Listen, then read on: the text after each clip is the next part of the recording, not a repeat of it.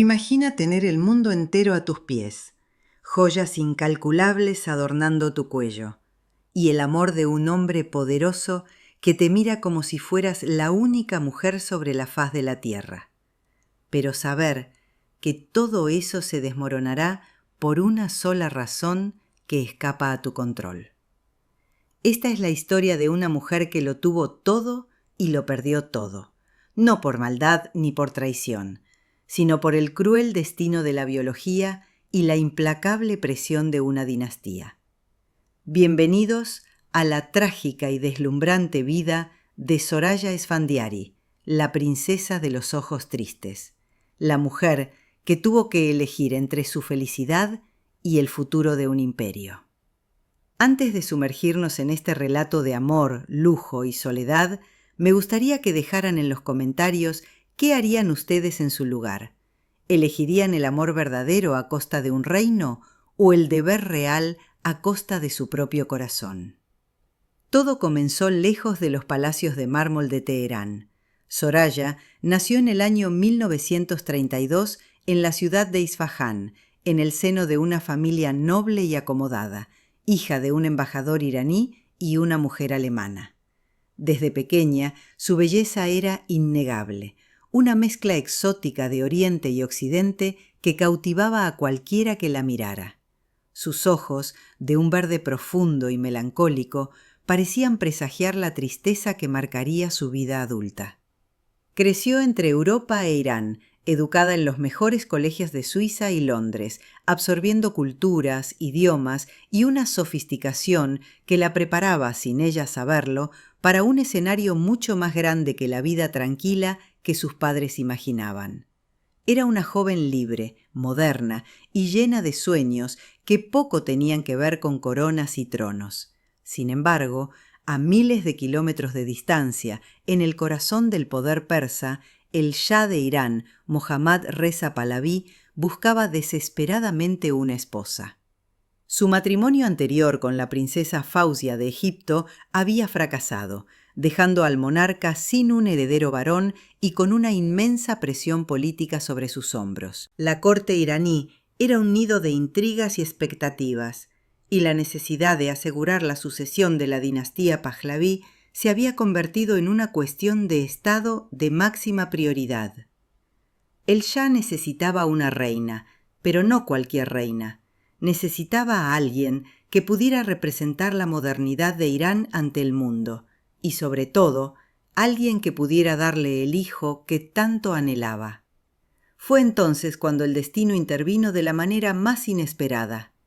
Una fotografía de Soraya, tomada durante sus días de estudiante en Londres, llegó a manos de la madre del Shah y de su hermana, la princesa Shams. Quedaron hipnotizadas por la joven de 18 años. No solo era hermosa, sino que tenía un aire de distinción y pureza que encajaba perfectamente con lo que buscaban.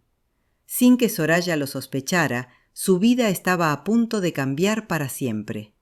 La maquinaria real se puso en marcha. Se organizó un encuentro en París, una cena que parecía casual, pero que estaba cargada de intenciones ocultas. Cuando el Shah vio a Soraya por primera vez, el tiempo pareció detenerse. No fue un cálculo político ni una decisión fría. Fue un flechazo instantáneo. El monarca, acostumbrado a que todos obedecieran sus órdenes, se encontró repentinamente vulnerable ante la mirada de esa joven tímida pero magnética. Esa misma noche, el Shah supo que había encontrado a su reina. Para Soraya, el torbellino fue abrumador. De ser una estudiante despreocupada en Londres, pasó a ser el centro de atención de uno de los hombres más poderosos del mundo. Al día siguiente de aquel encuentro en la capital francesa, el padre de Soraya le comunicó la noticia que haría temblar los cimientos de su existencia, pues el Shah no estaba dispuesto a perder tiempo en protocolos innecesarios cuando su corazón ya había dictado sentencia. La petición de mano fue tan rápida como vertiginosa, sellada con un impresionante anillo de compromiso, adornado con un diamante de 22 quilates que brillaba con la promesa de un futuro esplendoroso, pero que también pesaba como una losa de responsabilidad sobre el dedo anular de una muchacha que apenas comenzaba a vivir. Soraya aceptó, quizás deslumbrada por el cuento de hadas, quizás empujada por el deber familiar, y pronto se encontró en un avión rumbo a Teherán, dejando atrás su vida europea para sumergirse en las tradiciones milenarias de Persia. Sin embargo, el destino, caprichoso y a veces cruel, tenía preparada una prueba de fuego antes incluso de que pudiera pronunciar el sí quiero. Pocas semanas antes de la gran ceremonia, la joven prometida cayó gravemente enferma, postrada en cama por una fiebre tifoidea que consumía sus fuerzas día tras día. Los médicos iban y venían, la corte contenía el aliento y los rumores sobre una maldición comenzaban a circular por los bazares de la ciudad, susurrando que tal vez aquella unión no estaba bendecida por los cielos. Mientras Soraya deliraba por la fiebre, el Shah demostró la profundidad de su afecto con un gesto que ha pasado a la historia como una de las pruebas de amor más poéticas y desesperadas, pues ordenó que se instalara una estufa de leña en su habitación para mantenerla caliente y, según cuenta la leyenda, cada mañana colocaba una joya diferente sobre su almohada con la esperanza de verla despertar.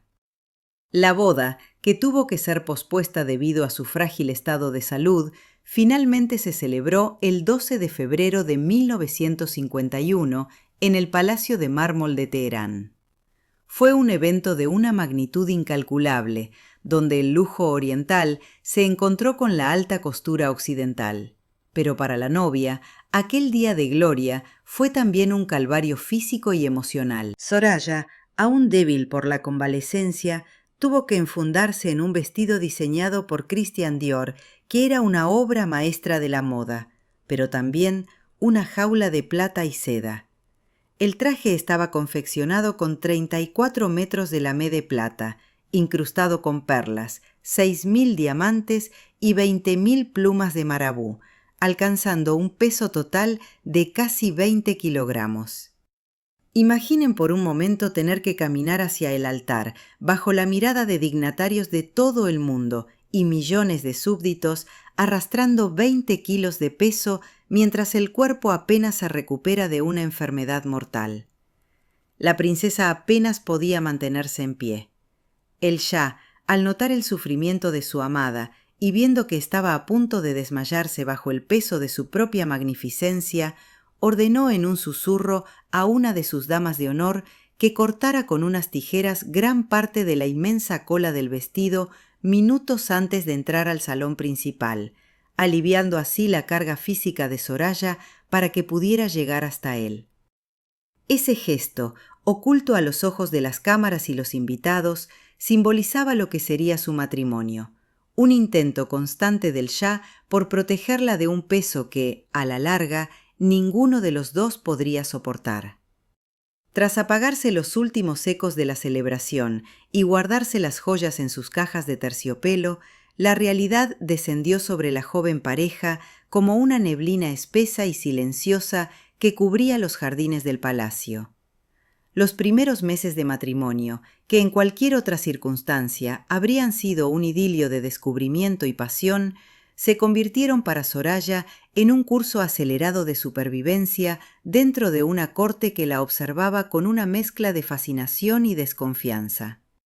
La vida dentro de los muros reales no era el cuento de hadas que las revistas europeas vendían en sus portadas satinadas, sino una existencia regida por un protocolo asfixiante y una soledad que calaba hasta los huesos. Mientras el Shah se enfrentaba a una de las crisis políticas más graves de la historia moderna de Irán, con la nacionalización del petróleo y las tensiones con el primer ministro Mohammad Mossadegh sacudiendo los cimientos del trono, Soraya se encontraba librando su propia batalla en los salones privados. La joven reina, educada en la libertad de Europa, chocó frontalmente con las tradiciones rígidas y las intrigas palaciegas orquestadas por las mujeres de la familia Pahlaví, especialmente por la madre del Shah y su hermana gemela, la princesa Ashraf. Estas figuras matriarcales, acostumbradas a ejercer una influencia absoluta sobre el monarca, veían en la independencia y la modernidad de Soraya una amenaza latente, y no tardaron en tejer una red de críticas sutiles y desprecios velados que buscaban aislarla. Soraya intentaba encontrar su lugar, dedicándose a obras de caridad y tratando de modernizar las instituciones de beneficencia del país, pero cada paso que daba era escrutado con lupa.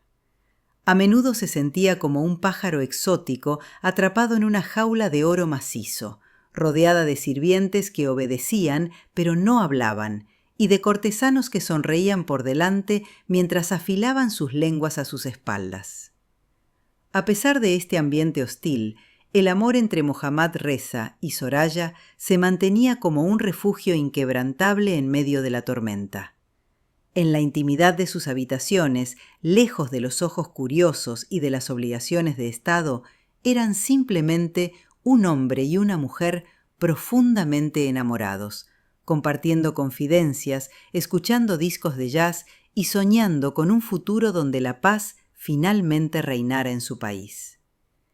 El Shah adoraba a su esposa con una devoción que rozaba la obsesión, y ella encontraba en él al hombre tierno y culto que se escondía tras la máscara de gobernante severo. Sin embargo, había un tercer integrante en este matrimonio, una presencia invisible pero aplastante, que se sentaba con ellos a la mesa y se acostaba entre ellos en la cama real.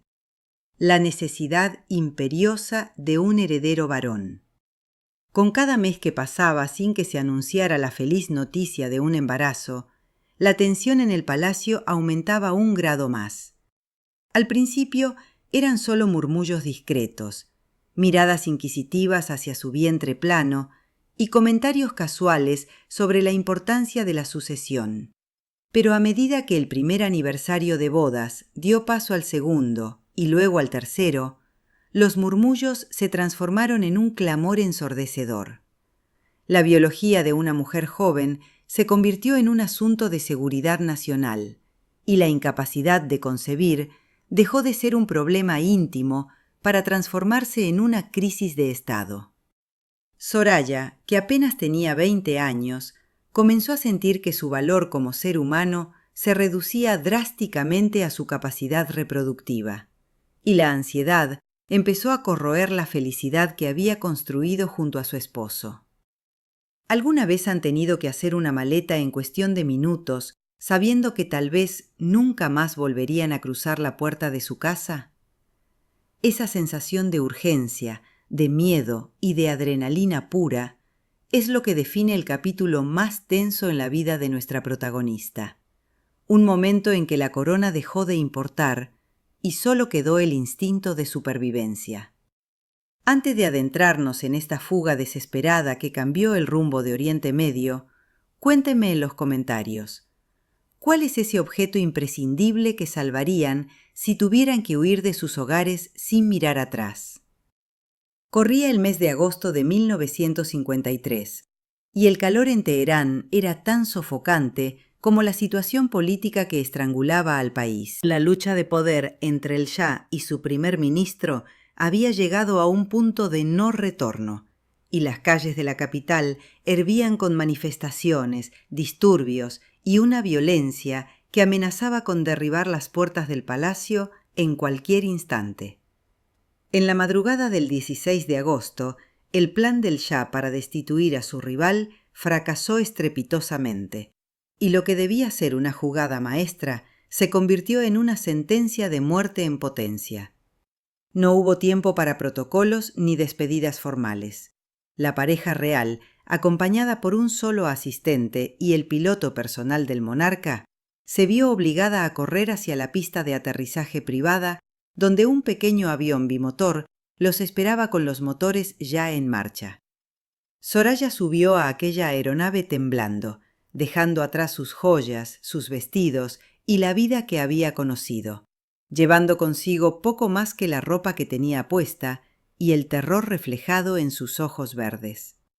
El despegue fue apresurado, elevándose hacia un cielo oscuro mientras abajo la ciudad rugía pidiendo la cabeza de su esposo. Volaron primero hacia Bagdad y luego hacia Roma, convertidos de repente en fugitivos de lujo, monarcas sin reino que se alojaban en hoteles europeos esperando noticias de un país que parecía haberles dado la espalda.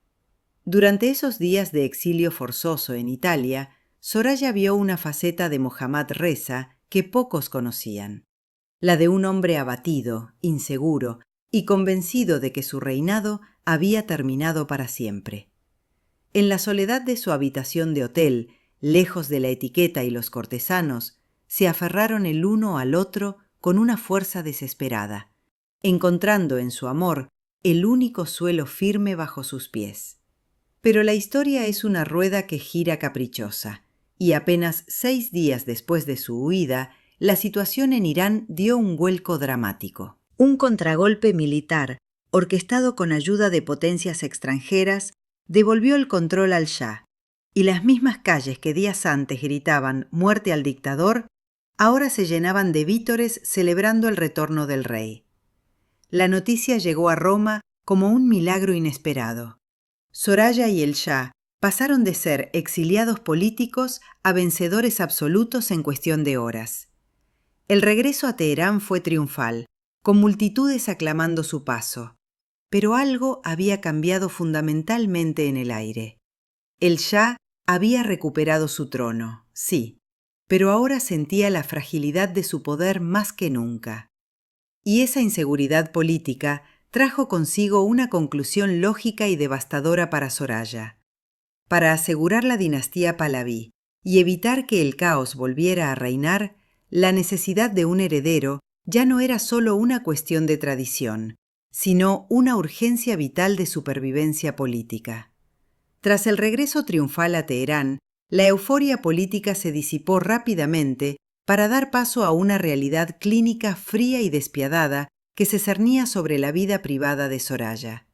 El Shah, ahora más poderoso y decidido que nunca a consolidar su legado, no podía permitirse cabos sueltos, y la falta de descendencia era el cabo suelto más peligroso de todos. Ya no bastaban las oraciones ni los remedios tradicionales. La ciencia moderna tenía que dar un veredicto. Así comenzó un peregrinaje médico que llevaría a la reina lejos de su hogar, hacia los consultorios más prestigiosos de Occidente, en busca de una respuesta que, en el fondo, temía encontrar. El viaje los llevó a Estados Unidos, presentándolo oficialmente como una visita de Estado para estrechar lazos diplomáticos, pero con una agenda oculta mucho más personal y dolorosa. En Nueva York, bajo el más estricto secreto y con nombres falsos en los expedientes, Soraya se sometió a una batería de pruebas exhaustivas con los mejores especialistas en fertilidad del mundo. Mientras el Shah se reunía con presidentes y banqueros discutiendo el futuro del petróleo, su esposa pasaba horas en salas de espera estériles, sometiéndose a exámenes invasivos y respondiendo preguntas íntimas ante desconocidos de bata blanca que la miraban con una mezcla de respeto profesional y lástima apenas disimulada. Los resultados preliminares fueron confusos y poco concluyentes, lo que solo aumentó la angustia. Se hablaba de estrés, de factores ambientales, de tiempos biológicos, pero nadie se atrevía a pronunciar una sentencia definitiva. De vuelta en Irán, la presión se volvió insostenible. La familia del Shah, envalentonada por la falta de noticias positivas, intensificó su campaña contra Soraya, sugiriendo abiertamente que el monarca debía tomar una segunda esposa, algo permitido por la ley islámica y la tradición persa para asegurar la sucesión. Para una mujer educada en Europa, con una visión moderna y romántica del matrimonio, la sola idea de compartir a su marido era una humillación inaceptable, una línea roja que no estaba dispuesta a cruzar bajo ningún concepto. Fue entonces cuando la pareja decidió jugar su última carta médica. Viajaron a Zúrich, Suiza, buscando la opinión definitiva de expertos europeos. Allí, en una consulta silenciosa con vistas a los Alpes nevados, el veredicto cayó como un mazo sobre la mesa de cristal. Los doctores fueron claros y directos, sin los rodeos de la corte persa. Soraya era fértil, pero existían complicaciones que hacían extremadamente difícil, si no imposible, que pudiera llevar un embarazo a término sin poner en grave riesgo su propia vida. La noticia fue devastadora. No era una imposibilidad absoluta, pero era una apuesta mortal.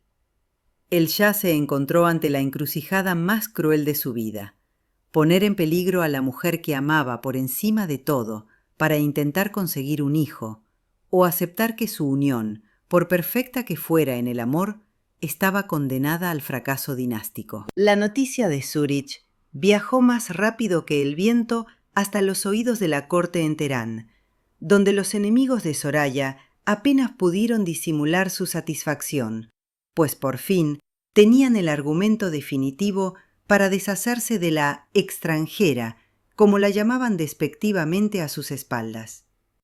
El Shah, atrapado entre su corazón y su corona, regresó a Irán sumido en una profunda depresión, encerrándose durante horas en su despacho, mientras los consejeros reales desfilaban uno tras otro con la misma recomendación venenosa.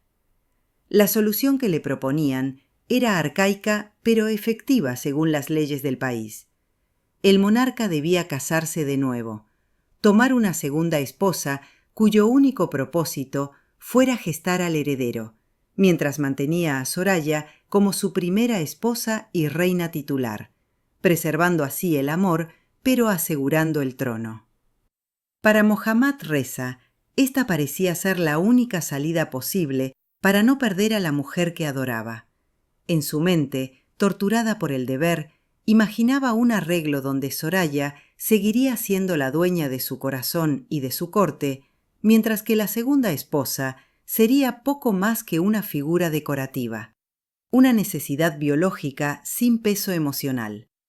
Con esta ingenua esperanza, se armó de valor para presentarle la propuesta a Soraya, creyendo o queriendo creer que ella entendería la situación imposible en la que se encontraban y aceptaría el sacrificio por el bien de la nación y de su amor. La conversación tuvo lugar en los aposentos privados del palacio, en una tarde gris que reflejaba el estado de ánimo de la pareja. Cuando el Shah, con la voz entrecortada y la mirada baja, le expuso el plan del Consejo de Regencia, Soraya sintió cómo el mundo se detenía. Escuchó las palabras segunda esposa y deber patriótico, pero lo que realmente oyó fue el sonido de su corazón rompiéndose en 1000 pedazos. Para ella, educada en los valores occidentales del amor exclusivo y la dignidad individual, la propuesta no era una solución, sino una traición a todo lo que habían construido juntos. ¿Cómo podía el hombre que le había jurado amor eterno pedirle que compartiera su lecho y su vida con otra mujer? La respuesta de Soraya fue tan digna como dolorosa. Se negó rotundamente. Con lágrimas en los ojos, pero con la voz firme, le dijo a su esposo que ella no podía aceptar ser parte de un harén, ni siquiera de uno moderno y simbólico. Le explicó que su amor por él era total y absoluto, y que por eso mismo no podía ser compartido. Si Irán necesitaba un heredero a toda costa, entonces Irán no podía tenerla a ella. Le puso al Shah ante la disyuntiva final, la elección que él había tratado de evitar a toda costa. Debía elegir entre su reina o su reino, entre la mujer que amaba o el hijo que aún no existía. La negativa de Soraya cayó como una sentencia inapelable sobre el palacio de mármol. No hubo gritos ni escenas dramáticas, solo un silencio denso y doloroso que se instaló entre la pareja, creando un abismo insalvable en la cama que compartían. El Shah, desesperado, intentó ganar tiempo, posponiendo reuniones con el Consejo, buscando vacíos legales en la Constitución e incluso consultando a líderes religiosos con la esperanza de encontrar una tercera vía que no implicara perder a su esposa. Pero la maquinaria del Estado era implacable y el tiempo corría en su contra. Los periódicos, aunque censurados, comenzaban a filtrar rumores sobre la crisis dinástica, y la estabilidad del país, recién recuperada tras el golpe de Estado, volvía a tambalearse ante la incertidumbre del futuro. Soraya, por su parte, vivía sus días como una fantasma en su propio hogar.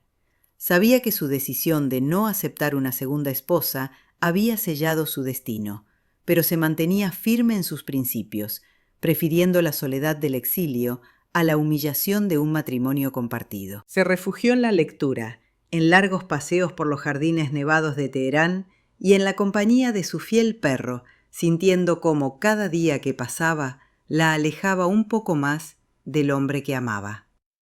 Observaba al Shah envejecer prematuramente ante sus ojos, con el rostro marcado por el insomnio y la preocupación, y aunque le dolía verlo sufrir, sabía que ceder significaría traicionarse a sí misma de una manera irreparable. Finalmente, la presión alcanzó su punto de ebullición en febrero de 1958. El Consejo de Regencia, apoyado por la implacable madre del Shah, dio un ultimátum definitivo. El monarca debía resolver la cuestión sucesoria antes del Año Nuevo persa, o el país se enfrentaría a una crisis constitucional de consecuencias imprevisibles. Mohammad Reza, acorralado y vencido, tuvo que aceptar la realidad. No podía abdicar, pues eso sumiría a Irán en el caos, y no podía cambiar la constitución para permitir que un hermano o sobrino heredara el trono sin debilitar su propia legitimidad. Solo quedaba un camino, el más doloroso de todos. Con el corazón destrozado, el Shah le comunicó a Soraya que debía abandonar el país temporalmente, mientras él trataba de calmar las aguas y buscar una solución, aunque ambos sabían en el fondo que ese viaje no tenía billete de vuelta. Era una expulsión disfrazada de vacaciones, un divorcio de facto antes de que se firmaran los papeles. Soraya hizo las maletas por segunda vez en su vida con la misma sensación de urgencia y pérdida que en aquella huida de 1953. Pero esta vez el dolor era diferente. No huía de una revolución política, sino de una revolución emocional que la dejaba sin patria y sin amor.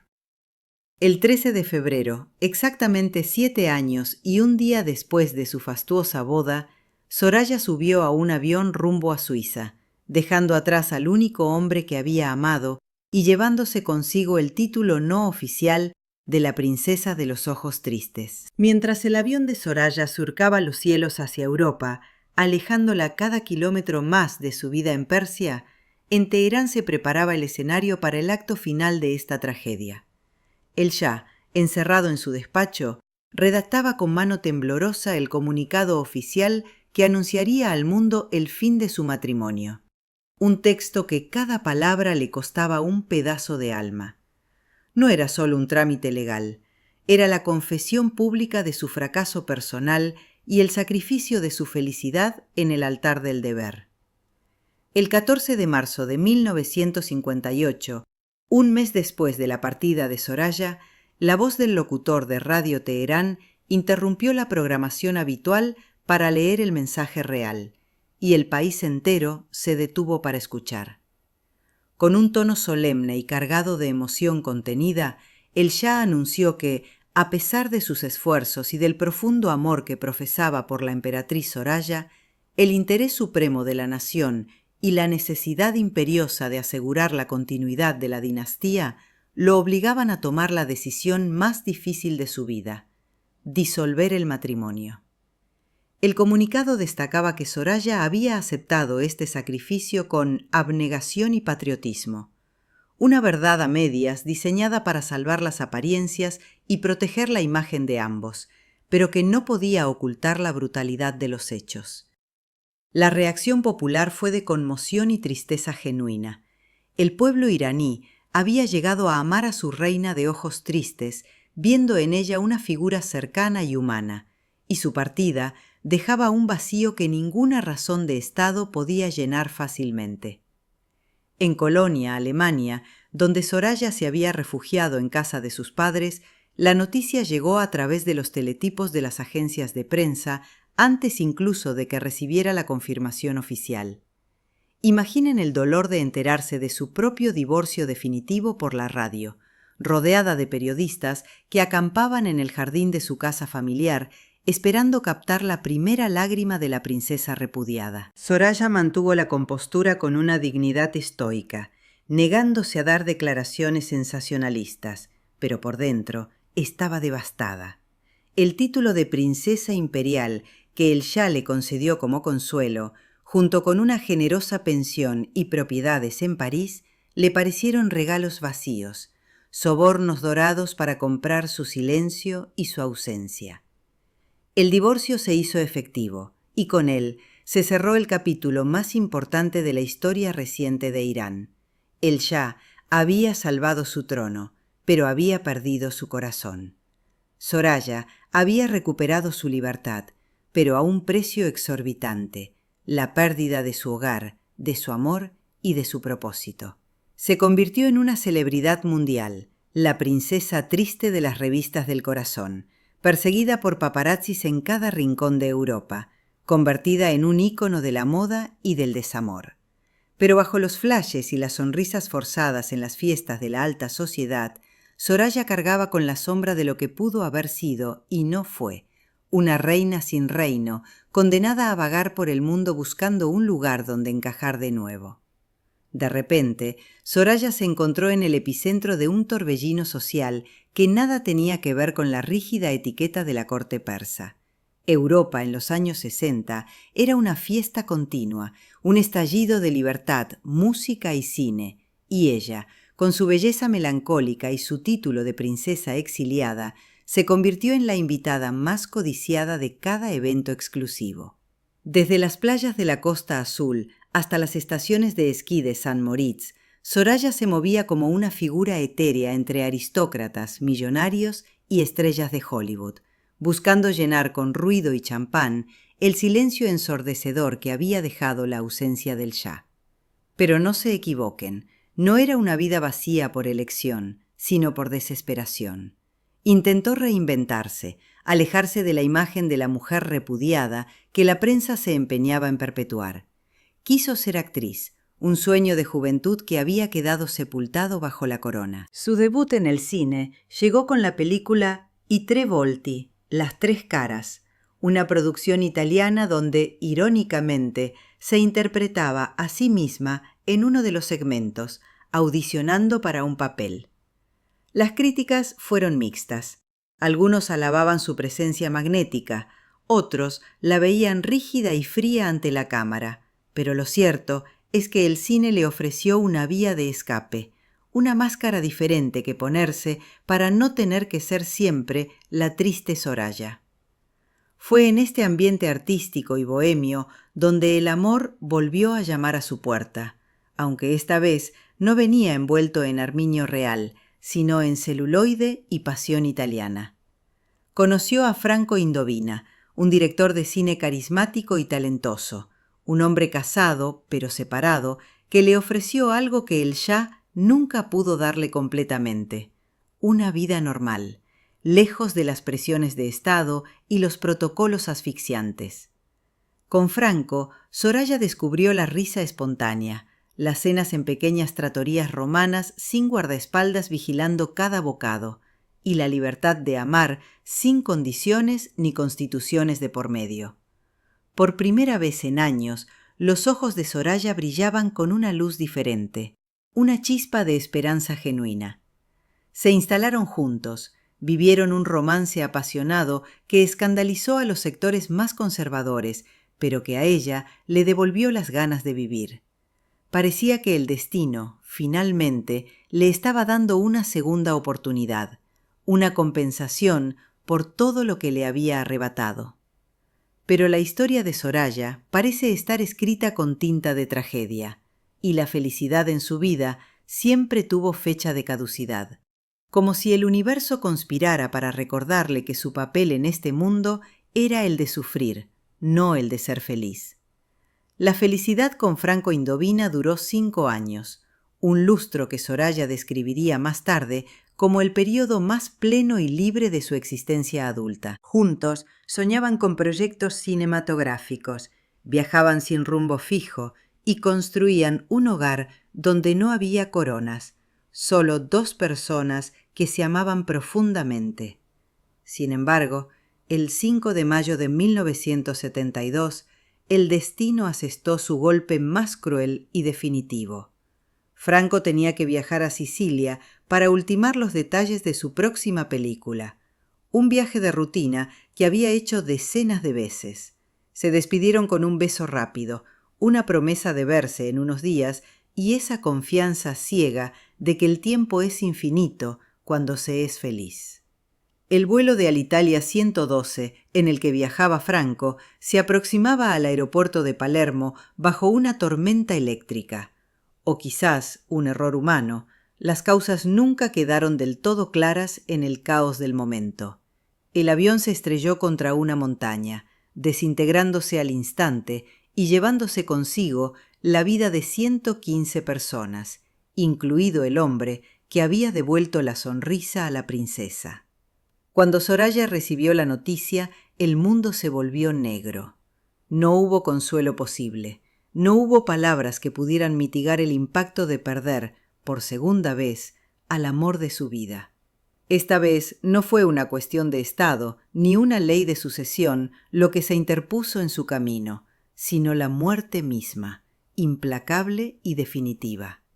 Soraya se sumió en una depresión profunda, mucho más oscura y silenciosa que la que sufrió tras su divorcio. Se encerró en su apartamento de París, bajó las persianas y dejó que el tiempo pasara sin sentido. La princesa de los ojos tristes se convirtió en una mujer rota, convencida de que portaba una maldición que destruía a todo aquel que amaba o todo lo que le daba felicidad.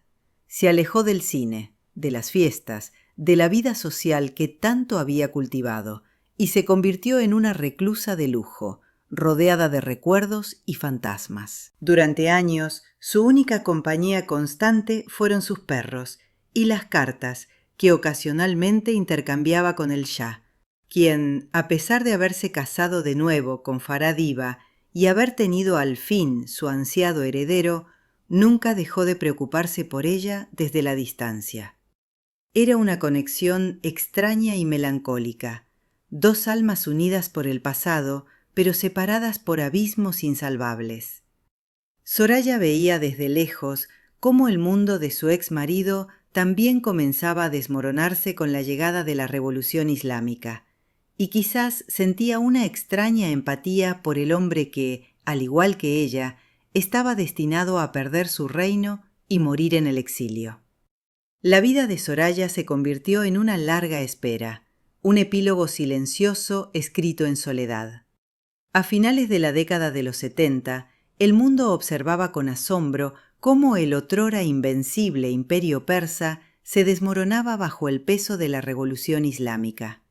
El Shah, enfermo de cáncer y abandonado por sus aliados occidentales, tuvo que huir de Irán por segunda y definitiva vez en enero de 1979. Esta vez no había retorno posible. El destino que Soraya había sufrido años antes ahora alcanzaba a su ex esposo con una furia redoblada. Mientras Mohammad Reza vagaba de país en país buscando asilo, Egipto, Marruecos, Bahamas, México, Estados Unidos, Panamá, Soraya seguía su peregrinaje desde su exilio dorado en París, sintiendo cada golpe contra él como si fuera propio. A pesar de los años, de la distancia y de las nuevas vidas que ambos habían intentado construir, el hilo invisible que los unía nunca se había roto del todo. En los últimos meses de vida del Shah, ya instalado en el Cairo bajo la protección del presidente Sadat, ocurrió algo que pocos conocen y que añade una capa final de tragedia a esta historia de amor interrumpido. Se dice, y fuentes cercanas a ambos lo han confirmado con el tiempo, que hubo una última comunicación entre ellos. Mohammad Reza, consciente de que su final estaba cerca, devastado por la pérdida de su país y consumido por la enfermedad, habría llamado a Soraya. no fue una llamada política, ni de recriminaciones. Fue la llamada de un hombre que al final del camino busca la paz con la única persona que quizás lo amó por quien era y no por lo que representaba. Imaginen esa conversación. 2 exiliados, 2 víctimas de la historia, hablando a través de una línea telefónica que cruzaba continentes y océanos de dolor. Se cuenta que el Shah le confesó que, a pesar de todo, a pesar de Farah, a pesar de los hijos y del trono, ella siempre había sido su gran amor. Soraya, al otro lado de la línea en su apartamento de la Avenue Montaigne, escuchaba con lágrimas en los ojos las palabras que había esperado y temido durante más de 20 años. Le dijo que quería verla, despedirse, cerrar el círculo antes de partir. Planearon un encuentro, un último adiós en el Cairo o en algún punto intermedio donde pudieran mirarse a los ojos una vez más sin el peso de la corona entre ellos. Pero la muerte, siempre impaciente en la vida de Soraya, llegó antes que el reencuentro. El 27 de julio de 1980, el Shah falleció en Egipto. Soraya se enteró de la noticia sola, una vez más, enfrentándose al vacío definitivo. No pudo asistir al funeral por razones de seguridad y protocolo, quedándose en París para llorar en privado al hombre que la había hecho reina y luego la había condenado al olvido. Esa visita frustrada, ese te quiero que quizás no se llegó a decir en persona, se convirtió en el último fantasma que habitaría la soledad de la princesa. Tras la muerte del Shah, Soraya se sumergió aún más en su reclusión parisina, convirtiéndose en una figura casi mítica para los vecinos del exclusivo barrio del Triángulo de Oro. Rara vez se la veía en público, salvo en breves paseos con sus perros o en esporádicas apariciones en eventos benéficos donde su presencia siempre generaba un murmullo de respeto y curiosidad.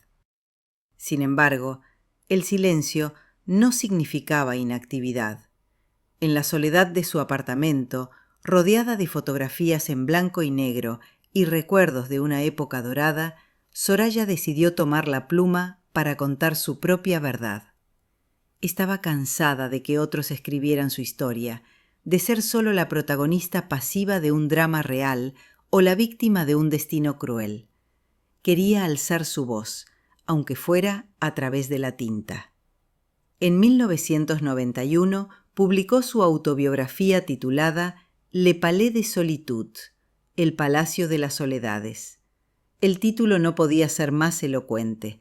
Encapsulaba perfectamente la esencia de su existencia, desde los fríos salones de mármol de Teherán hasta su lujoso pero solitario retiro en París. En sus páginas, Soraya se desnudó emocionalmente con una franqueza que sorprendió a muchos. No era un libro de chismes ni un ajuste de cuentas con la familia Pahlaví, sino una reflexión profunda y melancólica sobre el amor, el deber y la pérdida. Escribió sobre la presión insoportable de ser perfecta, sobre el dolor físico de la infertilidad escrutada por todo un país y sobre el amor incondicional que sintió por un hombre que, al final, tuvo que elegir ser rey antes que esposo. El libro se convirtió en un éxito de ventas, permitiendo que una nueva generación conociera la historia de la princesa de los ojos tristes. Pero para Soraya, escribirlo fue un proceso catártico y doloroso a la vez, como abrir viejas heridas que nunca habían cicatrizado del todo. Releer sus propios diarios, recordar los detalles de las conversaciones íntimas con el Shah, revivir la tragedia de Franco Indovina. Cada capítulo era un viaje al pasado del que regresaba más agotada y más sola. A pesar del éxito editorial, su vida cotidiana no cambió. Seguía siendo una mujer atrapada en el ámbar del recuerdo. Sus amigos más cercanos la describían como una persona generosa y culta, pero con un aura de tristeza permanente que parecía impregnar el aire a su alrededor. Rechazó numerosas propuestas de matrimonio a lo largo de los años, algunas de hombres muy poderosos y ricos, porque, según sus propias palabras, ya había tenido todo el amor y todo el dolor que un corazón puede soportar. Había decidido cerrar las puertas de su vida sentimental para siempre, protegiéndose así de cualquier nueva pérdida. A medida que los años 90 avanzaban hacia el nuevo milenio, Soraya comenzó a preocuparse por un asunto pragmático pero cargado de ironía: su legado material. Ella, la mujer repudiada por no poder dar un heredero al trono del pavo real, se encontraba ahora, en el ocaso de su vida, con una fortuna considerable y nadie directo a quien dejársela. Joyas históricas, propiedades inmobiliarias, obras de arte y cuentas bancarias. Todo aquello que había acumulado como compensación por su divorcio y como fruto de sus inversiones carecía de un destinatario natural. No tenía hijos, ni sobrinos cercanos con los que mantuviera una relación estrecha, salvo su hermano Villán, quien vivía en Alemania y con quien compartía un vínculo complejo, marcado también por la soledad y la excentricidad. Esta situación la llevó a redactar un testamento que se convertiría, tras su muerte, en el centro de una batalla legal digna de una novela de misterio. En sus últimas voluntades, Soraya estipuló que sus bienes debían ser subastados y que las ganancias se destinaran a causas benéficas, específicamente a la Cruz Roja Francesa, una sociedad protectora de animales y una fundación para niños discapacitados. Parecía un final noble y coherente para una mujer que había sufrido tanto: convertir su dolor y su riqueza en ayuda para los más vulnerables. Sin embargo, incluyó una cláusula crucial: todo iría a su hermano Villán en primera instancia, y solo si éste fallecía sin descendencia, se activaría el reparto benéfico.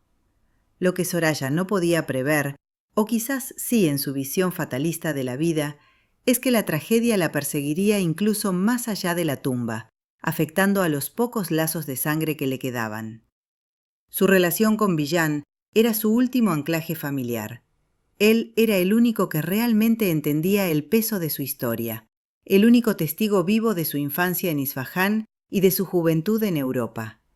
Hablaban a diario por teléfono, compartiendo quejas sobre su salud y recuerdos de tiempos mejores. Para Soraya, saber que Villán quedaría bien cuidado tras su partida era su última misión como hermana mayor. Pero la muerte, esa vieja conocida, tenía preparada una última mueca sarcástica. Mientras Soraya organizaba sus papeles y etiquetaba sus joyas, el destino ya estaba tejiendo los hilos de un desenlace que dejaría a abogados, jueces y parientes lejanos peleando durante años por las migajas de su imperio de soledad. La ironía de la princesa sin herederos, dejando una herencia millonaria en el limbo jurídico, es el último capítulo de su maldición personal.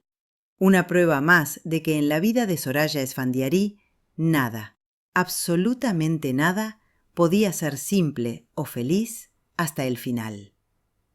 El 25 de octubre de 2001, el otoño parisino cubría las calles con un manto de hojas secas y melancolía, un escenario que parecía dispuesto expresamente para el acto final de nuestra protagonista. Soraya tenía 69 años, una edad en la que muchas mujeres disfrutan de sus nietos o de un retiro tranquilo, pero ella seguía siendo la guardiana solitaria de sus propios recuerdos. Ese día, su ama de llaves la encontró inerte en su apartamento de la Avenue Montaigne. No hubo agonía prolongada, ni despedidas dramáticas en un lecho de muerte rodeada de seres queridos. Simplemente, su corazón, ese órgano que tanto había amado y sufrido, decidió detenerse. Agotado, tal vez, por el peso de medio siglo de tristeza acumulada. La noticia de su fallecimiento corrió como la pólvora por las redacciones de todo el mundo. «Muere la princesa de los ojos tristes», titulaban los periódicos, desempolvando las viejas fotos de su boda de cuento de hadas y de su exilio dorado. Para muchos, su muerte marcaba el fin definitivo de una era de glamour y tragedia real, el cierre de un capítulo de la historia del siglo XX que había mezclado geopolítica y romance como ninguna otra. Pero la verdadera conmoción llegó apenas una semana después, cuando su hermano Villán, el único heredero de su fortuna y de su memoria, viajó a París para organizar el funeral y hacerse cargo de sus asuntos.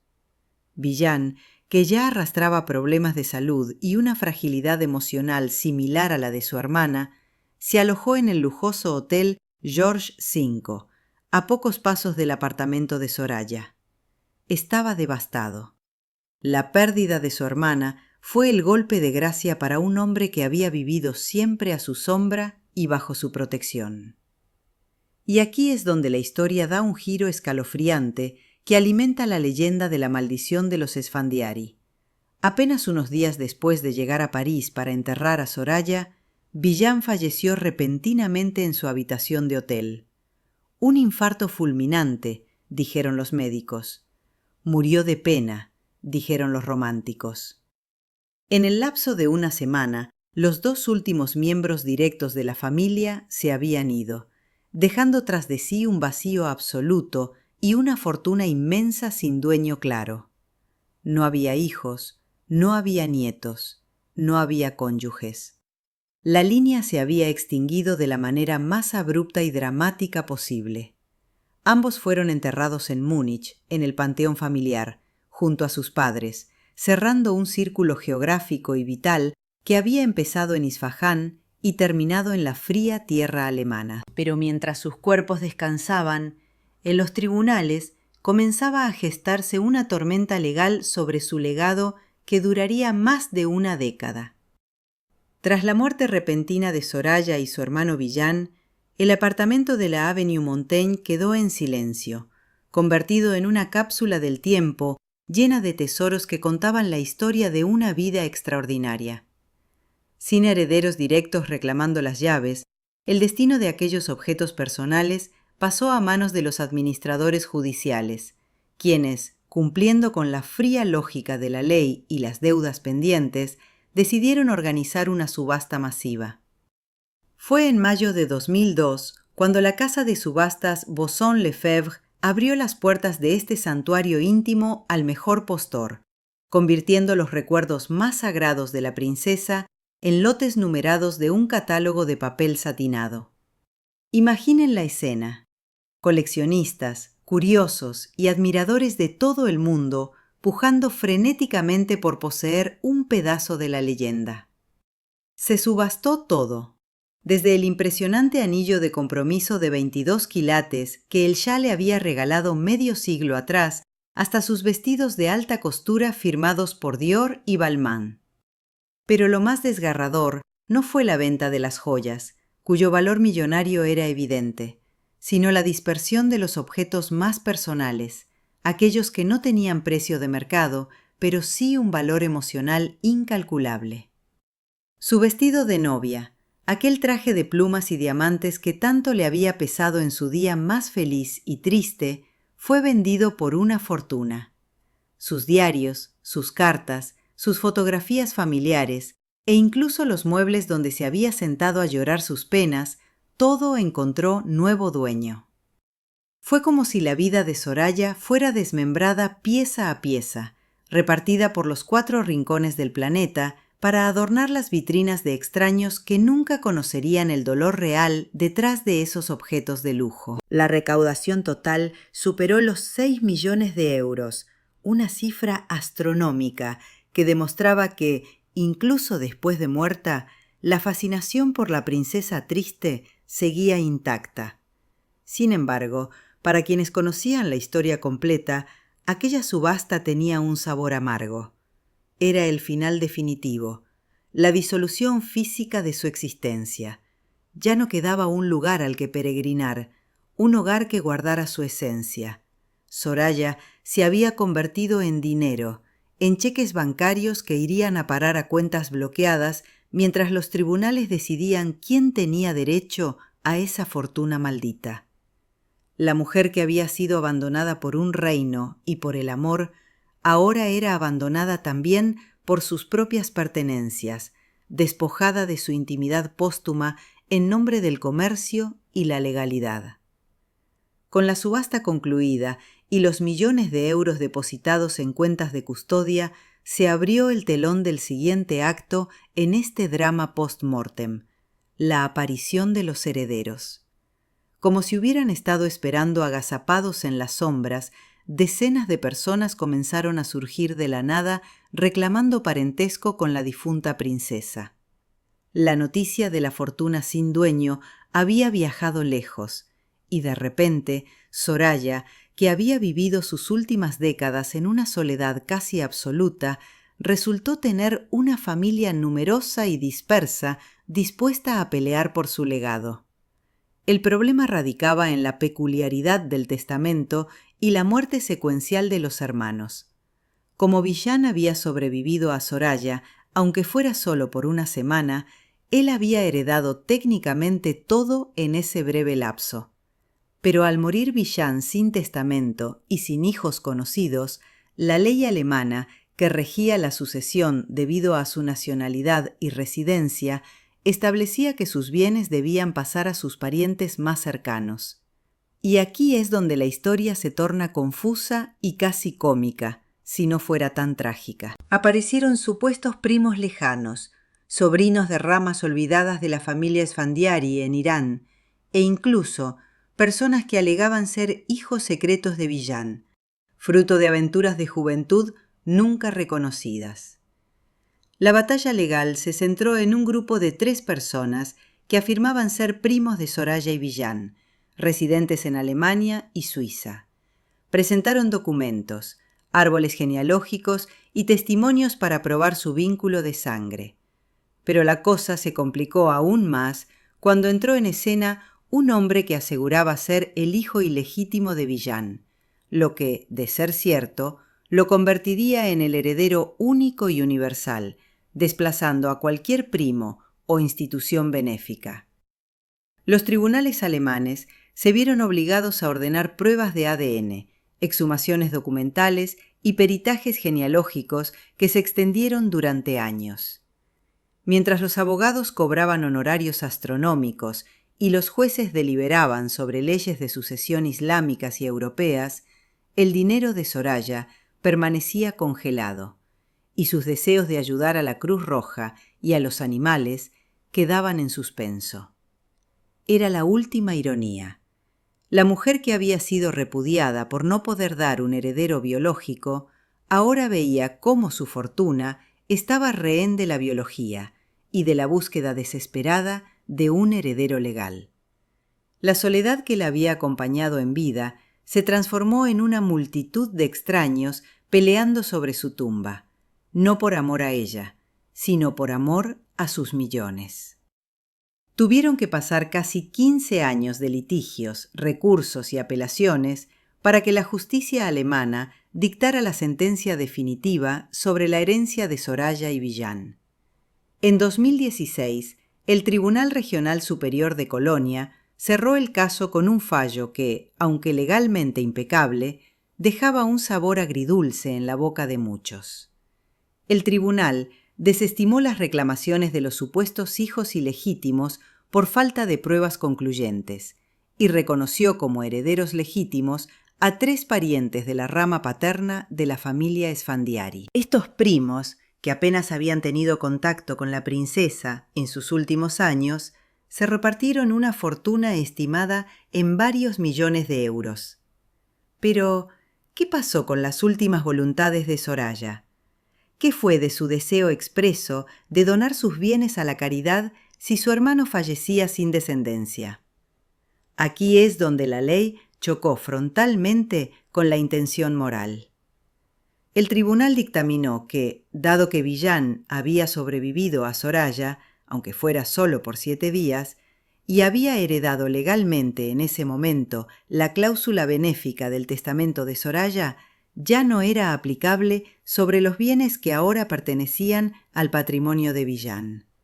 En otras palabras, técnicamente, la fortuna ya no era de Soraya cuando se decidió su destino final, sino de su hermano, quien al morir intestado transmitió todo a sus parientes legales según el Código Civil, dejando fuera a las ONGs que Soraya había elegido. Así, la Cruz Roja, la protectora de animales y la Fundación para Niños Discapacitados no recibieron ni un céntimo de la inmensa fortuna de la princesa. El dinero que podría haber aliviado el sufrimiento de miles de personas y animales, tal como ella había soñado, terminó en los bolsillos de unos familiares lejanos con los que no compartía ningún vínculo afectivo real. Fue el último desaire del destino hacia Soraya, la anulación final de su voluntad y de su voz. Ni siquiera en la muerte pudo tener el control sobre su legado. Esta sentencia cerró el libro de cuentas, pero abrió un debate ético que aún perdura. La historia de la herencia de Soraya se convirtió en un caso de estudio sobre las complejidades de la ley sucesoria internacional y sobre cómo los tecnicismos legales pueden traicionar el espíritu de los deseos de un difunto. Para los admiradores de la princesa fue una traición final, la prueba de que el mundo nunca entendió ni respetó verdaderamente a la mujer detrás de la corona y las joyas. Más allá de los millones perdidos y las disputas legales, el verdadero legado de Soraya Esfandiari no se encuentra en las cuentas bancarias ni en las casas de subastas, sino en la huella indeleble que dejó en la cultura popular y en el imaginario colectivo de una época. Soraya se convirtió en un arquetipo, en el símbolo perfecto de la melancolía real. Su rostro, con esos ojos verdes profundos y tristes, adornó miles de portadas de revistas y se convirtió en un ícono de estilo que trascendió fronteras. Fue la Lady Di de los años 50, una mujer cuya vida privada fue consumida por el público, amada por su belleza y compadecida por su desgracia. Su historia inspiró novelas, películas y series de televisión que intentaron capturar la esencia de su tragedia. En Irán, a pesar de la revolución y el paso de las décadas, su nombre sigue evocando una mezcla de nostalgia por un pasado de esplendor imperial y simpatía por su destino cruel. Muchos iraníes mayores aún recuerdan con cariño a aquella joven reina que intentó modernizar el país y que pagó el precio más alto por ello.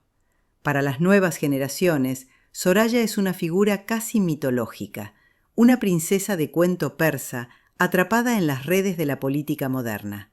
Pero quizás su legado más potente sea el emocional. Soraya nos enseñó, a través de su dolor público, que ni todo el oro del mundo, ni los títulos más grandilocuentes, pueden comprar la felicidad ni garantizar el amor. Su vida es un recordatorio constante de la fragilidad humana, de que todos, reyes y plebeyos, estamos a merced de fuerzas que no podemos controlar: la biología, la política, la muerte. Ella humanizó la monarquía mucho antes de que se pusiera de moda, mostrando las grietas detrás de la fachada de perfección y permitiendo que el mundo viera las lágrimas detrás de los diamantes. Incluso hoy, cuando alguien visita su tumba en el cementerio Westfriedhof de Múnich, siempre encontrará flores frescas. Son el tributo silencioso de admiradores anónimos que no olvidan a la princesa que lo tuvo todo y lo perdió todo. Esas flores son la prueba de que, aunque sus bienes materiales se dispersaron y su voluntad fue ignorada, su memoria sigue viva y respetada en el corazón de la gente, un lugar donde ninguna sentencia judicial puede entrar. Para entender completamente la dimensión trágica de Soraya, es inevitable mirar hacia la mujer que ocupó su lugar, la tercera esposa del Shah, Farah Diba. La historia las ha colocado como dos caras de una misma moneda, unidas por el mismo hombre y el mismo trono, pero separadas por un destino biológico opuesto. Mientras Soraya fue la reina del amor estéril, Farah fue la reina del deber cumplido. Farah le dio al Shah no uno, sino 4 hijos, asegurando la sucesión que tanto había angustiado a la corte. Sin embargo, ¿fue Farah más feliz que Soraya? Esa es la pregunta que resuena en los pasillos de la historia. Farah tuvo los hijos y la corona, sí, pero también le tocó vivir el colapso final y violento de la monarquía. Tuvo que huir con el Shah, verlo morir de cáncer y luego sufrir la tragedia inimaginable de ver a dos de sus propios hijos, la princesa Leila y el príncipe Ali Reza, quitarse la vida años después en el exilio, incapaces de soportar el peso de su herencia y la depresión. Al mirar las vidas de estas dos mujeres, uno no puede evitar preguntarse si había alguna manera de ganar en ese juego de tronos persa. Soraya perdió al amor de su vida por no tener hijos. Farah tuvo hijos y corona, pero perdió su país y vio cómo la desgracia devoraba a su familia. Es como si el trono del pavo real llevara implícita una maldición de la que nadie podía escapar ileso. Soraya, desde su soledad en París, observó el destino de Farah con una mezcla de compasión y alivio. Al menos, ella no tuvo que ver morir a un hijo. Al menos, su dolor fue solo suyo y no se extendió a una descendencia inocente. En cierto modo, la infertilidad que tanto la hizo sufrir también la protegió de los horrores que vendrían después para la familia Pahlavi. Su fracaso dinástico la salvó de ser la madre de príncipes suicidas y de vivir el desgarro de una madre que sobrevive a sus hijos. Esta comparación nos obliga a redefinir qué significa tener suerte en la vida. A veces, lo que parece una maldición en el momento presente, con el paso de los años, se revela como una extraña forma de protección. Soraya siempre se sintió la víctima de la historia, pero al ver el final de la dinastía, tal vez, solo tal vez, fue la única que logró salir con su alma, aunque herida, relativamente intacta. Hemos recorrido juntos el camino de Soraya Esfandiari, desde los jardines perfumados de Isfahán hasta la fría soledad de un apartamento en París, pasando por el esplendor efímero del Palacio de Mármol. Su vida fue una novela que ella no escribió, un guión dictado por las exigencias de Estado y los caprichos del destino. Fue princesa, actriz, ícono de moda y, sobre todo, una mujer que amó y fue amada, pero a quien se le negó el final feliz que los cuentos de hadas nos prometen. Su historia es un testimonio de que la dignidad se puede mantener incluso cuando el mundo se derrumba a tu alrededor, y de que la verdadera realeza no está en la corona que llevas sobre la cabeza, sino en la entereza con la que enfrentas la adversidad. Soraya murió sola, pero su historia la ha acompañado y la ha mantenido viva en la memoria de millones. Hoy, su tumba en Múnich es un lugar de peregrinación silenciosa, un recordatorio de que el amor y el poder son a menudo enemigos irreconciliables. Al cerrar este relato, nos queda la imagen de una mujer que, a pesar de haber sido abandonada por un reino y por el amor, nunca abandonó su propia esencia. Fue fiel a sí misma hasta el final, rechazando ser una reina compartida y eligiendo la soledad digna antes que la compañía humillada. Tal vez, en algún lugar más allá del tiempo y del dolor, Soraya y Mohammad Reza se hayan encontrado finalmente en ese café del Cairo que nunca llegaron a pisar en vida. Tal vez allí, sin coronas, sin protocolos y sin la necesidad de un heredero, puedan ser simplemente un hombre y una mujer enamorados, riéndose de las ironías del destino. O tal vez Soraya encontró la paz en la nada, en el silencio absoluto que tanto buscó en sus últimos años, libre por fin de las miradas ajenas y de las expectativas incumplidas. Sea cual sea su destino final, su paso por este mundo dejó una estela de belleza y melancolía que no se borrará fácilmente. Ella fue la princesa Soraya, la mujer que nos enseñó que a veces se gana perdiendo y que la tristeza, cuando se lleva con elegancia, puede ser la joya más hermosa y pesada de todas. Gracias por acompañarme en este viaje a través de su vida. No olviden suscribirse y dejar su comentario final. ¿Qué lección se llevan ustedes de la vida de Soraya? Hasta la próxima historia.